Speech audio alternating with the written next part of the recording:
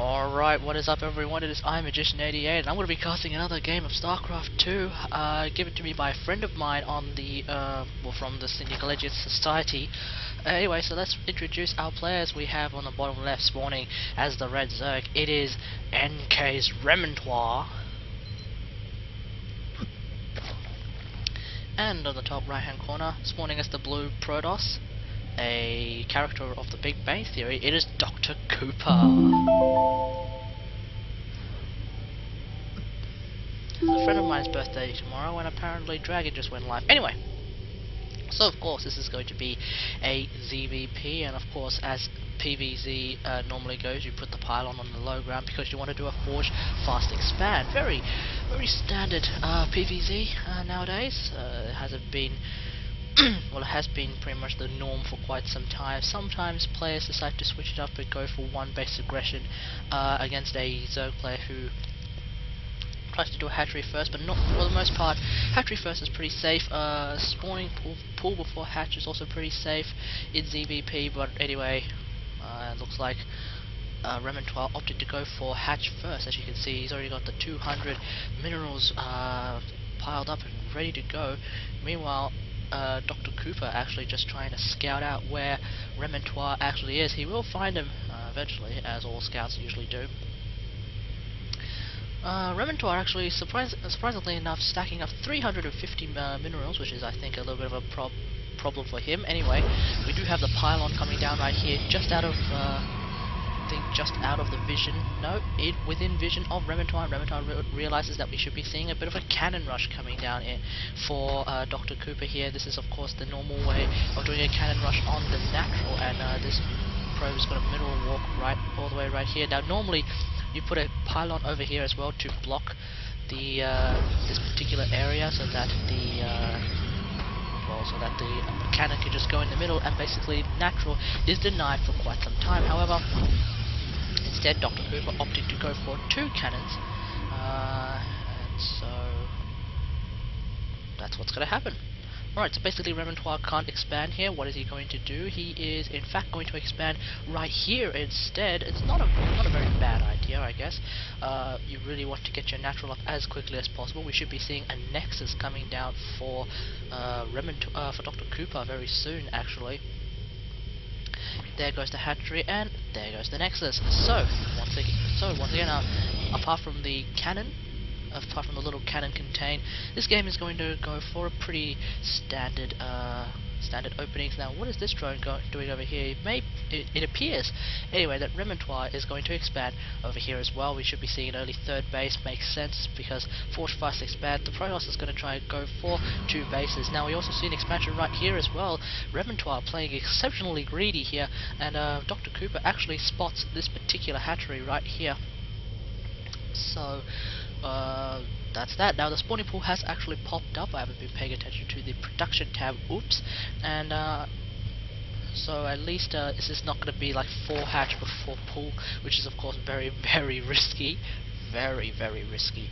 We also have quite a lot of drones here. I think Rementoire should consider getting gas right about now, so that he can get that Zergling speed as quickly as he can. Remember, Zerglings can barely catch up to a probe, but cannot surround it if the probe is running away.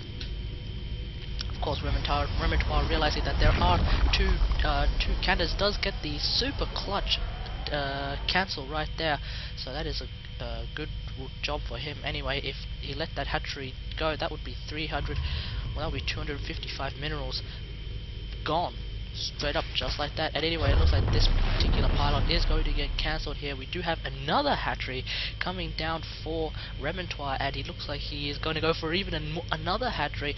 So basically, the Zerg player is actually just going to play super duper greedy against this this early cheese here. Of course, Rementoire needs to make sure that the Protoss player is just staying on 2 bases. This will basically show him that he doesn't have to worry about any particularly early ground aggression just yet. As and DrCooper, does DrCooper know about the other bases? No, he only knows about these bases right here. What about? Though he only knows about these bases just around here, so he is under the idea that Rementoire is going to be sticking to just 3 bases. This is a very safe point in Dr. Cooper's mindset, at least, but in actuality we are going to be seeing 5 base Zerg versus 2 base Protoss, and even though Protoss is pretty good, they just simply cannot hold against that many bases, especially if all those bases manage to get up and running, which is probably what we're going to be seeing here, especially since the aggression, the early scouting and aggression of Dr. Cooper has effectively stopped. We do have a Stargate coming down for him, which is very standard ZVP because Sky Toss pretty damn good. Protoss Air just in general actually quite good against early game Zerg for the most part. I mean, like, what anti-air apart from the Spore Crawler? The only anti-air that Zerg have on the ground, at least, is a Queen. And Queens, they are pretty strong, but sometimes they're just not strong enough. In fact, a lot of times they're not strong enough. But anyway, the problem with Dr. Cooper's little wall off right here is that he just basically cannot scout until the first Phoenix pops up, which basically means he has absolutely no idea that these hatcheries are coming down. In fact, there are even more hatcheries coming down, as Rementoire already just very, very quickly taking basically his half of the map, more than half of the map. In fact, he's taken quite a substantial amount of the map, and if he actually gets away with it, then this could actually be the biggest ruffle stomp ever in Gold League history. Okay, so anyway, we do have the Chrono Phoenix coming out. We do have 2 Phoenixes now. They could be going out to scout and see what's going on. I'm not sure if Dr. Cooper will ever figure out what kind of a mess he's gotten himself into, because right now it looks like a lot of the hatcheries have popped up. Now, if we look at the income tab right now, we see that Rementoire has quite a substantial economic lead right now. Not in the gas, but of course with Zerg you don't have to really worry about gas. With Zerg it's a lot more mineral heavy, especially early game. We do have 4 Zerglies here, making sure that nothing is coming out. Do we even have Warp Gate? Warp Gate is almost done. I think that's the latest Warp Gate I've ever seen. Anyway, we do have some more Phoenixes coming out now, as these Phoenixes are just going to move around now. Does Sheldon Cooper, or does Dr. Cooper know anything about these bases? No, he doesn't. In fact, these Phoenixes are just going to fly around all over the place, but unfortunately not into the hidden bases of Rementoire. So continued Phoenix production. It's a pretty good idea, up to about 5 before you start thinking about making something else other than Phoenixes. For example, Void Rays might be a good idea. Making sure that Rementoire supply blocked is a good idea as well, but unfortunately Rementoire already has 152 supply worth of Overlords ready to go. We also have 14 Roaches actually being produced right now, and Lair is being upgraded right about now. Where is the Queen of Rementoire? I think it got killed. This Spore Crawler, of course, going to make sure that there's nothing wrong happening right here, and these 3 Roaches should be able to deal with these 3 Zealots, no problem. Oh, actually, it's just 2 Roaches, whoops, my bad. So, of course, right now, panic mode is going to ensue for Rementoire, because his super greedy build does mean that he doesn't have that many units out on the field. Alpha Roaches are super duper cost effective against Zealots, as you can see here.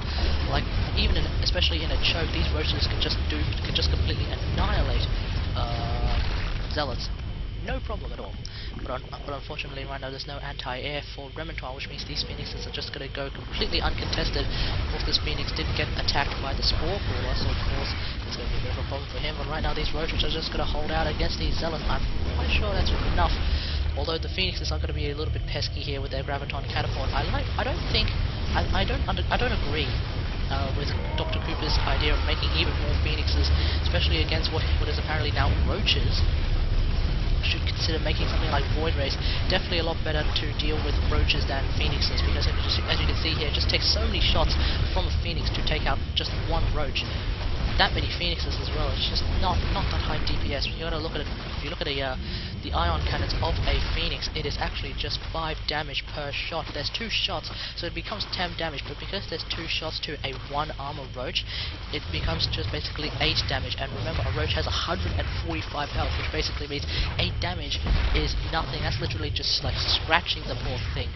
Now we do have the Mothership Core coming out for Dr. Cooper, so that's actually a pretty good idea. We also have the robotics facility, which is a good reaction to roaches, but I still think he should have just decided to make void rays. I think that would have been a much better idea, especially with the bank here for our Protoss player. He has currently got equal amount of minerals and gas. Now, I think unbeknownst to him, he doesn't realize that he's actually really behind right now. If you look at the income tab, Rementoire's actually got twice as many harvesters, exactly twice as many harvesters as DrCooper, and he's also got twice as much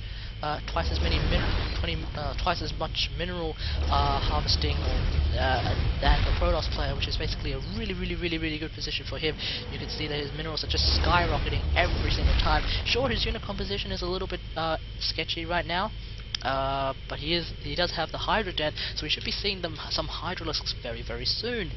However, of course, our Zerg player just continuing to go for the standard macro, just build more and more drones.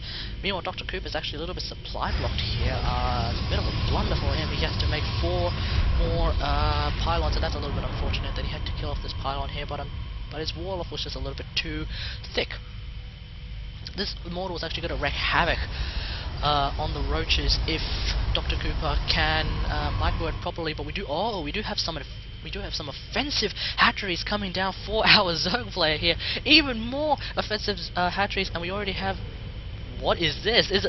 It's a defensive hatchery on the Protoss player's third. Rementoire playing super duper greedy right now, and of course you got to remember that with that many hatcheries on the field, it basically means that the production capabilities of Rementoire are just going to skyrocket at some point. Even if he builds a spire, he can just build he can build a spire and then max out immediately on mutas if he so desires. And you may be thinking, why would he go mutas? There's phoenixes. Well, basically this many phoenixes cannot take out 200 supply worth of mutas. That's just not going to happen. There's only like a few, basically, and even though phoenixes are pretty damn powerful against mutas, it's just not going to happen. But anyway, I think Rementoire needs to cancel these bases so they can get back some of those minerals, but it looks like he doesn't actually care right now. He's just continuing to make queens and hydralisks. Pro build, asks Rementoire, which is a bit of a legit question, because it's just phoenixes, stalkers and immortals are not necessarily the best thing. I still think that these phoenixes were a bit of a mistake. So many phoenixes against a Zerg player who's actually not going air. At least it stopped Rementoire from going mutalisks, which of course could have done quite a lot of damage in regards to like economic harass, but still, that many phoenixes against a player who just simply did not show any sign of going mutas at all, I think it was a bit of a mistake. We do have the groove spines coming out for Rementoire, as the Hydralisk speed is already done. However, this ground army is actually just dealing pretty well with these units that are just coming in one by one, I think. But I think, oh, we did have 50 Zerglings actually just coming in right now. These Zerglings don't even have speed. That's how pro Rementoire's build is going to be. These Zerglings don't even have speed, because who needs speed when you can just completely overrun the Protoss player right now? And these Zerglings are actually going to do so much damage because there's just so many of them. And but right now, these Zealots are actually going to just wreck everything. Because remember, Zealots are actually really good against Zerglings, especially Zealots that have +1 attack. And right now, as you can see here, Rementoire almost maxed out. DrCooper still sitting on just 100 supply. He is trying to expand again, but as you can see, if you look at the mini-map, there's just so much coming in from the Zerg player right here. He's just got so many Zerglings just streaming in. I think if he gets Zergling speed, that would have been even better, because that would have just meant that the ability to surround the player would be even better. To surround the opposing forces would be easier, but right now Zerglings and Hydra is actually doing quite a lot of damage, getting rid of the Zealots that DrCooper has. But remember, DrCooper doesn't actually have that much. Does he even know about the hidden bases? No, he does not. He has no idea how Rementoire is actually getting so much. This is actually turning out to be a hilarious game right here. The super duper early greed of our Zerg players actually finally pulling off. It's finally like giving the results that the Zerg player really needs. Just more and more Lings, Roaches and Hydras just gonna come in and completely overwhelm the Protoss player. Now, of course, the if you look at the units lost tab, the Protoss player is actually playing really cost efficiently against our Zerg player here. As you can see, our Zerg player is just literally just throwing away his units right now. But when you have that many bases, cost efficiency is no longer a problem. You literally can just like keep building things with so many. As you can see, his supply is just continuing to stay at 193, 190 plus, 189, something like that. Maybe he's just typing right now, so he's not building anything, but he can just keep making units because he has so many hatcheries. More and more hatcheries are being built, and even offensive hatcheries as well, proxy hatcheries as well. And basically our Protoss player, as cost efficient as he could be, he just simply cannot take on that many units. It's not going to work. And if we look at the units lost tab right now, which is actually going to be a little bit different because this is a new map. I actually figured out that all replays don't simply work with the units lost tab. We see that it's actually just been 51 Zealots, 2 Immortals, 17 Stalkers, and 4 Phoenixes. Lost to a whopping 63 Roaches and 252 Lings. So right now, of course, Rementoire not playing as cost efficiently as one would have hoped, but it doesn't matter. It doesn't matter at all, because when you have so many bases, you can literally just completely overrun this town tonight. Anyway, so right now, so many hatcheries being built because Rementoire has 3,000 minerals, ladies and gentlemen. There's absolutely no way that the Protoss player could win. He could play even as cost efficiently as he wants, but unfortunately it is 2 base Protoss versus infinite base Zerg. There's absolutely no way, and it's going to be the GG from our Protoss player. Victory goes to Rementoire, the Zerg player, who managed to get a whopping 15 hatcheries and 1 hive. So 16 production facilities, ladies and gentlemen. Maybe that I don't know if that includes the ones that are building, but oh my god, that's so many. That's so many hatcheries that he's got right there, and he has like quite a few queens. He's got 10 queens. That's the most amount of queens I've ever seen in a 1v1 game. This has probably been one of the most hilarious greeds I've ever seen against cheese and sort of slightly early aggression here. I think the main problem for DrCooper is that he just simply did not scout out the early greed expansions. If he decided to scout them, maybe he could have like gotten a couple of warp prisms, did a few drops. Zealot drops would have been, or zealot warpins anyway, would have been really effective against Rementoire, because he just had so many bases, which basically meant he didn't have that many units early on. But when you leave the Zerg player to let them do whatever the hell they want, they can do all of this. This is basically the pinnacle of Zerg production, when Zerg just takes all of the map and completely dominates the entire game. It doesn't, as I said before, it doesn't matter how cost effective you can be as Protoss.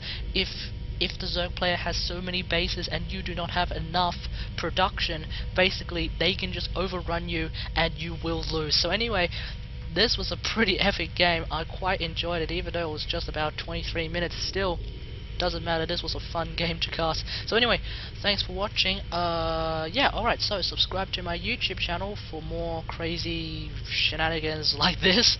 Follow me on Twitter at Magician88, and you can also follow my stream on twitch.tv/Magician88. Alright, so until next time, I'll see you guys later. Oh my god, he actually had a lot of gas.